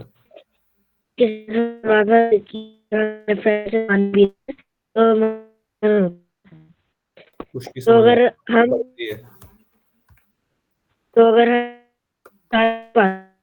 हो जाते हैं तो लेफ्ट हैंड से पानी पियेंगे तो हमको पाप चढ़ेगा? प्रश्न है कि लेफ्ट हैंड से पानी पीने से पाप चढ़ जाएगा, ये प्रश्न पूछ रहे हैं क्या? सुनाई नहीं दिया प्रश्न पूर्ण से। लेफ्ट हैंड से पानी पीना मदिरा पान के समान है, इतना मैंने लास्ट में सुना था बस। हाँ, तो अगर हमारा राइट हैंड हम प्रसाद पा रहे हैं तो हमारा वो हाथ अंदर राइट हैंड से हम प्रसाद पा रहे हैं, राइट हैंड से ही गिलास से पानी पीना है, और गिलास और थाली दोनों को धोना है। अगर हाथ गंदा है वो राइट हैंड गंदा है, जैसे थाली हम धोते हैं ना प्रसाद खाने के बाद, वो गिलास भी धोना है जिससे हम पानी पीते हैं। अगर कोई लेफ्ट होगा उसको पानी पिए।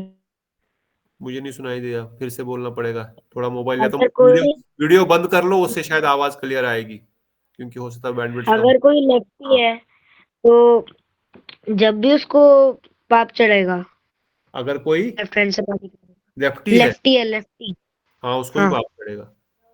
पानी पीने तो पानी तो राइट हैंड से पी सकता है ना, क्या प्रॉब्लम है? अब ये शास्त्रों के वचन है, भक्ति मार्ग में इतना नहीं, मगर हाँ ये सच वचन है कि लेफ्ट हैंड से पानी पीने से मदिरा पान पीने के ऐसा ही फल है। अब ये जो श्री वैष्णव है, रामानुज वैष्णव है, ये सब बहुत स्ट्रिक्ट इन चीजों को पालन करते हैं। हमको बताया गया हमेशा लेफ्ट हैंड से पियो, जूठा हो जाएगा गिलास, पर ये सही नहीं है। हमको गिलास जूठा हो जाएगा कोई बात नहीं, गिलास ही तो धोना है ना, पर शराब तो नहीं पीनी है ना। हम कश्मीरियों को विशेषकर ये जूठा होगा, इसको ना लेफ्ट हैंड से पियो। अरे क्यों, बाद में धो लो ना गिलास, क्या प्रॉब्लम है? और हमारा अभ्यास बचपन से हो गया था कि लेफ्ट हैंड से पीने का, नहीं, राइट हैंड से लो, ऊपर से पियो। खाना खाते समय तो चलो हाथ जूठा है, पर जब नॉर्मल साइड में तो जूठा नहीं है, फिर भी उसको धोना चाहिए बाद में।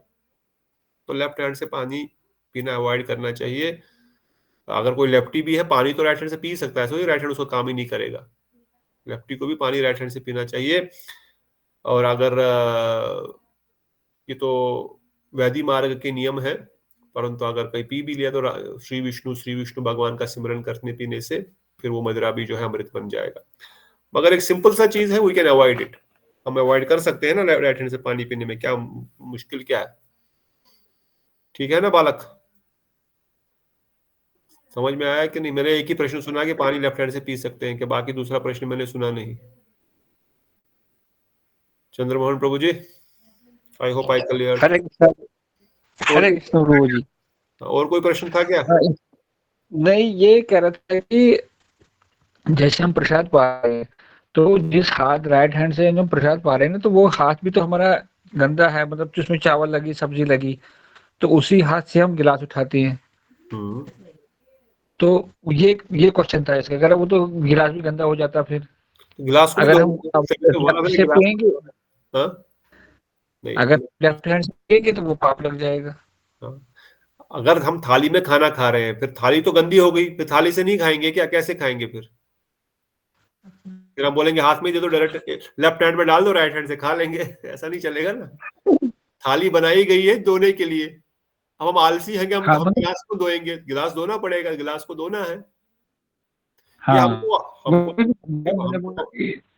हमको तो आदत थी बचपन से ऐसा लेफ्ट हैंड से पीने की, मगर जब जिस दिन पता लग गया उस दिन से छोड़ दिया पीना।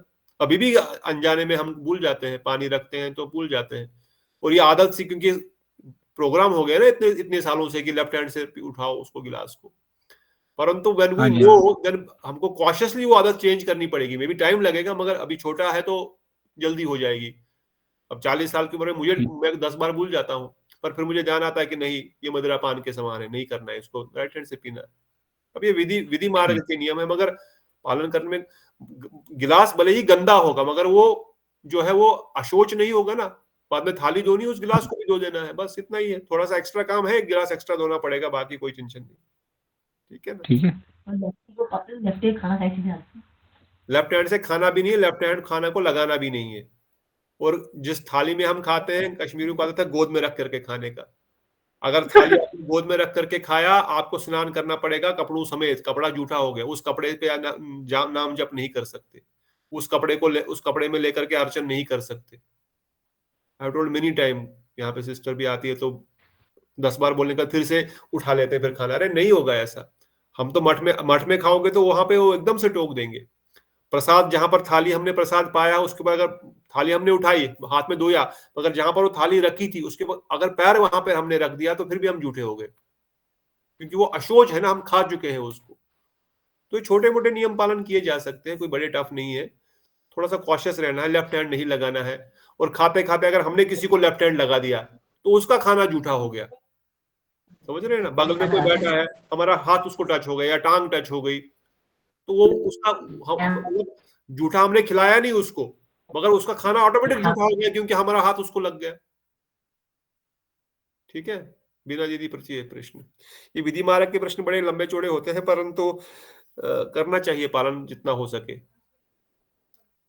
हरे कृष्ण प्रभु जी। अच्छा, तो खाना बनाते समय भी तो बायां हाथ लगता ही है ना, फिर एक हाथ से कैसे खाना बनेगा? बाएं हाथ में कपड़ा लेके रखना है पकड़ने के लिए, पतीले। नहीं, जैसे आटा वगैरह लगाते हैं तो फिर एक हाथ से कैसे, ज्यादा आटा लगाना है तो फिर कैसे लगाएंगे आटा? प्रभु जी, रोटी बेलना, बेलन हाँ, रोटी बेलने, बेलन इज नॉट। सब्जी कट करते समय हाँ, लगता है। वो सब चीजों में अवॉइड नहीं कर सकते। खाते समय जूठा होता है। भोग बनाते समय ठाकुर जी के लिए भोग बन रहा है, खाते समय we are touching our mouth. इसलिए कभी बार पानी, जो लोग पानी ऊपर से पीते हैं, बोलते हैं ऊपर से पानी पिया जूठा नहीं हुआ। ऊपर से पानी पीने से भी वो जूठा हुआ है, क्योंकि we are not pure, our body is not pure. हमारे खाने से वो जूठा हो जाता है। ठाकुर जी के लिए बन रहा तो वो भोग बन रहा है। परंतु हमेशा अभिषेक करते समय विशेषकर लेफ्ट हैंड टच नहीं किया जा सकता। पर अगर सेवा करने के लिए मजबूरी में हम करते हैं, क्योंकि सेवा के लिए, उन्हीं की सेवा के लिए वो हम करते हैं, पर वो वहां पर उनकी सेवा उस समय हो रही है। पर जब मैं खाना खुद खा रहा, प्रसाद खुद खा रहा हूं, तब उनकी सेवा नहीं हो रही, तब मैं प्रसाद ले रहा हूं। तो आचमनी करते समय भी तो हम लेफ्ट हैंड से ही राइट हैंड में डालते हैं ना वो पानी, जल। हाँ, लेफ्ट हैंड से राइट में आचमन के लिए कर सकते हैं। कैसे करेंगे? दूसरा ऑप्शन नहीं है। पर जनरली अगर आप अर्चन के समय आचमन करना है, या अर्चन के समय आप अलग अलग आइटम्स को जब आप धोते हैं, तो क्या करना है? आपने जब समझो अगरबत्ती दिखा करके, कई लोग क्या करते हैं, अगरबत्ती को रख दिया, उसी हाथ से ले लिया। नहीं, क्योंकि अगरबत्ती दिखा करके से अब ये हो गया, गुरु गर्नुकों को अर्पण किया, जूठा तो नहीं होता है, परंतु अशोच हो जाता है। पर रात लेफ्ट हैंड में घंटी बज रही है, उसको नीचे रख करके उससे हम राइट हैंड में थोड़ा सा पानी डाल देते हैं, तो फिर वो पानी शुद्ध हो गया। फिर हम दिया उठाते हैं, फिर दिया को घुमाते हैं। अब भगवान को दिया तो वो तो हो गया दिव्य। अब वो धीरे धीरे गुरुवर्गों को दिखाया। अब ये मतलब है तो गुरुवर्ग भी दिव्य, मगर एक क्रम से सिस्टम बनाया है ना, कि ये भगवान है, स्वयं भगवान है, ये इनके सेवक है। अब सेवक विग्रह को दे रहे हैं, तो फिर वहां तक आते आते हाथ फिर से जूठा हो गया। फिर हम नीचे रखते हैं, फिर पुजारी फिर से एक बूंद पानी डालता है हाथ में, फिर उठाता है शंख। तो उस समय भी हम लेफ्ट हैंड यूज करते हैं, पर किस लिए यूज कर रहे हैं? ठाकुर जी की सेवा के लिए यूज कर रहे हैं। तो ठाकुर जी की सेवा के लिए यूज करने के लिए जहां तक संभव हो सके हम उसको कर सकते हैं, पर अगर हो सके तो ठाकुर जी को लेफ्ट हैंड नहीं लगाना चाहिए, ये विधान है विग्रह को विशेषकर से। तो क्या करेंगे, लेफ्ट हैंड नहीं लगाएंगे, फिर एक कपड़ा लेंगे, कपड़े से उठाएंगे, कोई टॉवेल, कोई छोटा सा कपड़ा, उससे उठाएंगे। तो we have to see whatever, विशेषकर डायरेक्ट ठाकुर जी की सेवा के लिए। बाकी बेलन आप बोल रहे हैं, सब्जी काट रहे हैं, धो रहे हैं, उसको आटा गूंद रहे हैं, that time it is for Lord service, उस समय भगवान की सेवा के लिए वो हो रहा है, उसमें करेंगे। मगर जब हम खुद प्रसाद पा रहे हैं उस समय वो झूठा हो जाता है, उस समय लेफ्ट हैंड प्रयोग नहीं करना है, ठीक है ना। उस समय लेफ्ट हैंड प्रयोग नहीं करना, लेफ्ट हैंड किसी को टच भी नहीं करना है। भले ही हमने हम बोलते हैं हम जूठा नहीं खाना चाहिए, जूठा is not limited only to कि आपने किसी को अपना जूठा दिया या खिलाया, इवन उसको टच हो गया तो वो भी समझो उसने आपका जूठा खा लिया या आपने उसका जूठा खा लिया। Sometimes Ramanujacharya has made rules too much strict. हम लोग रागमार्ग में हैं इसलिए हम लोग ज्यादा इनमें घुसते नहीं हैं, परंतु जितना हो सके चीजों को अवॉइड किया जा सकता है उनको हम अवॉइड अवश्य करते हैं और करना चाहिए। ठीक है बिना दीदी, सब्जी कटिंग, आचमन, परोठे बनाने के लिए कोई चिंता नहीं है, और ठाकुर जी की सेवा के लिए बनाइए। कल से एक हाथ से बेलन चलाना नहीं हो पाएगा, परोठा उल्टा सीधा हो जाएगा, ठाकुर जी मुझे गाली देंगे बोलेंगे आपने बोला था लेफ्ट नहीं लगाना है ठीक है, रोटी बनानी दोनों हाथों बनानी से, है दोनों थोड़ी हाथों एक से, हाथ। सब्जी काटनी है, सब्जी धोनी है खुद के लिए। when we are doing anything for our own self, that time use right hand। ठीक है प्रभु जी शिवरात्रि लेकिन 27 मुझे आप याद तुम्हारा ना बोल रहे प्रभु थे। जी, कट गई आवाज बिना दीदी। Shivratri is 27, I have seen in the calendar, पर मैं हमारे राधे कुंज के कैलेंडर का क्या है देखना पड़ेगा, 26 है कि 27 है, आई हैव टू सी। 26 को है, 27 को है। राधे कुंज में कहाँ है? हमारी काल है। शिव चतुर्दशी एकादशी के काउंट चतुर्दशी होगा उस हिसाब से होगी ना। 27 जी कृष्ण has confirmed, मैंने कैलेंडर नहीं देखा, 27। 27 को है। ठीक है बिना दीदी, और कुछ पूछ रहे थे? नहीं प्रभु जी, एक्चुअली एक बार ना मैंने ना वो ठाकुर जी को भोग लगाते उसमें बाएं हाथ से ग्लास का पानी पकड़ लिया था, तो गीतांजलि दीदी बोली कि नहीं इस हाथ से नहीं पकड़ो।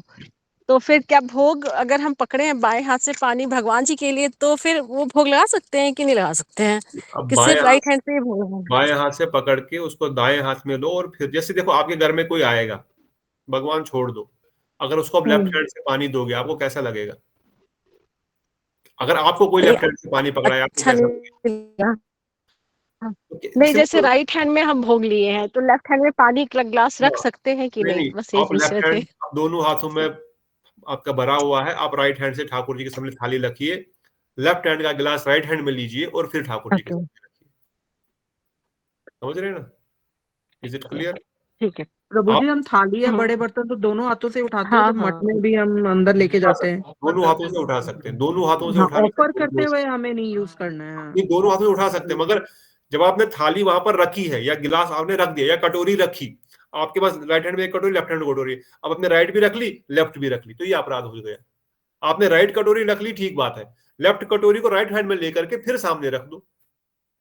आपने देखा घर में कोई आता भी, दो हाथ में दो गिलास पानी है, एक गिलास उसको पकड़ा दिया, फिर लेफ्ट हैंड से दूसरे राइट हैंड में ले लेते हैं, फिर दूसरे आदमी को पकड़ा देते हैं।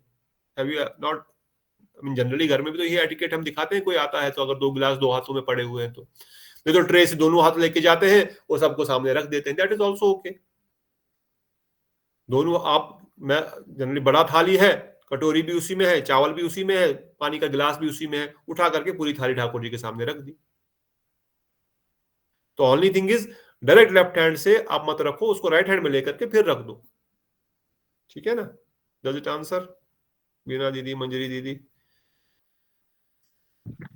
हाँ जी प्रभु जी, सिर्फ सर्व नहीं करना आप किसी को, आप जब उठाने में आप लेफ्ट आप यूज कर सकते हैं। उठाने के लिए यूज करो, ऑफरिंग के टाइम राइट यूज कर दो। उठा के लाओ, आपने दो हाथों में दो चीजें लाई, आपने ठाकुर जी के एक सामने रखी, अब दूसरी चीज भी उधर ही रख दी, नहीं, उसको इस हाथ में ले लो और फिर रख दो वहां पर, हो गया, that is okay, that is doable.